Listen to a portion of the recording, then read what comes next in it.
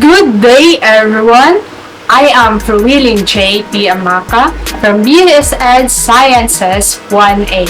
So today, I am going to explain to you what I have learned from Module 2. Explain how miscommunication happens, give the 4 practices that help daily interactions gain better communication, enumerate and explain the 10 common barriers to effective communication, and explain the 4 types of noise in communication.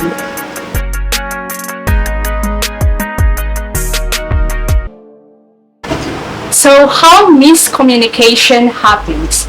So, the word miscommunication, it is referred to the inability to put a point across correctly and sufficiently.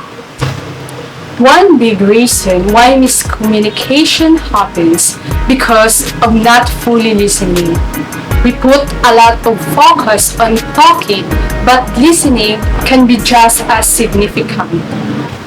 It is important that both parties want to listen each other and give full attention. Another reason why miscommunication happens because of lack of empathy. The word empathy means the ability to understand another person's thoughts and feelings.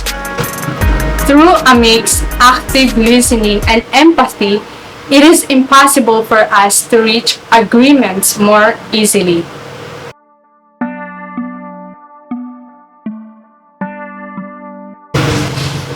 The 4 practices that help us daily interactions to gain better communication is number 1, how will we assess the situation? Meaning, how we look at the world around us, our level of awareness, how will we listen, and how we communicate to other people.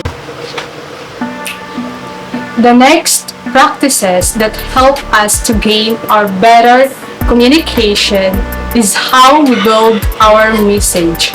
The better we build our message, the better we communicate to other people. The next practices is how well do we document? How well do we translate a message into whatever document we need? The last practices is how well do we deliver the message? How well do we speak? And how well we communicate to other person?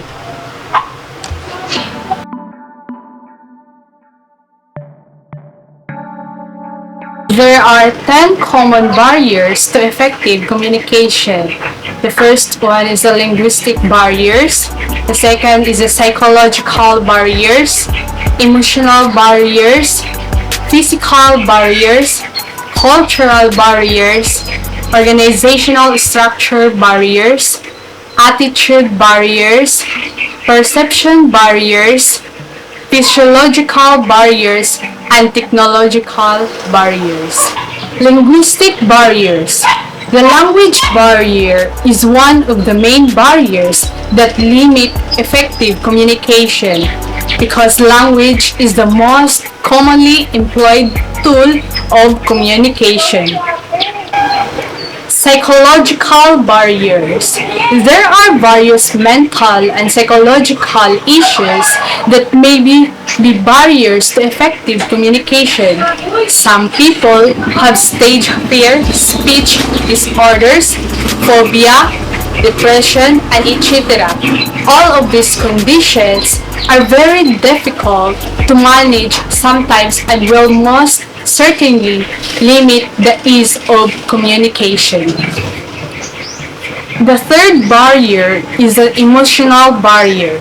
The emotional IQ of a person determines the ease and comfort with which they can communicate.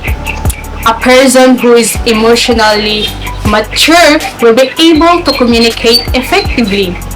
On the other hand, people who let their emotions take over will face certain difficulties. Physical barriers to communication. They are the most obvious barriers to effective communication. These barriers are mostly easily removable in principle at least. This includes barriers like noise, closed doors, faulty equipment used for communication, closed cabins, and etc. Sometimes, in a large office, the physical separation between various employees combined with faulty equipment may result in severe barriers to effective communication. The next one is cultural barriers of communication. As the world getting more and more globalized, any large office may have people from several parts of the world. Different cultures have a different meaning, several basic values of society. Organizational barriers in communication. As we saw, there are many methods of communication at an organizational level. Each of these methods has its own problems and constraints that may become barriers to effective communication. Most of these barriers arise because of misinformation or lack of appropriate transparency available to the employees. The next barrier is the attitude barriers. Certain people like to be left alone. They are the introverts or just people who are not very social. Others like to be social or sometimes extra clingy. Both these cases could become a barrier to communication. Some people have an attitude issues like huge ego and inconsiderate behaviors. The next barrier in effective communication is a perception barrier. Different people perceive the same things differently. This is a fact which we must consider during the communication process. Knowledge of the perception levels of the audience is crucial to an effective communication. All these messages or communication must be easy and clear. There shouldn't be any room for a diversified interpretational set. Next is physiological barrier. Certain disorders or diseases or other limitations could also prevent effective communication between the various channels of an organization. The last barrier is the technological barrier and social religious barrier. Other barriers include the technological barriers. The technology is developing fast and as a result, it becomes difficult to keep and up with the newest developments. Hence, sometimes the technological advance may become a barrier. In addition, the cost of technology is sometimes very high.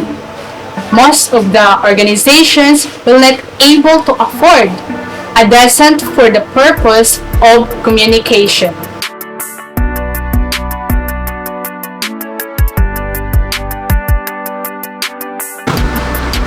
Four types of noise that can disrupt communication. These are physical, physiological, psychological, and semantic. Physical. The physical noise interferes with communication. Physical noise that is external to both speaker and listener. It hampers the physical transmission of the signal. Next is the physiological noise. The physiological noise is created by barriers within the sender or receiver. Example of physiological noise on the podcaster side: articulation problems, mumbling, talking too fast, talking too slow, forgetting to pause, and forgetting to breathe. The next is psychological noise. The psychological noise is mental interference in the speaker or listener. Three examples of psychological noise are wandering thoughts, preconceived ideas, and sarcasm. The last type of noise in communication is the semantic noise. Semantic noise is interference created when the speaker and listener have different meaning systems. Maybe when I use a word, you have a slightly different meaning in mind. This can cause confusion.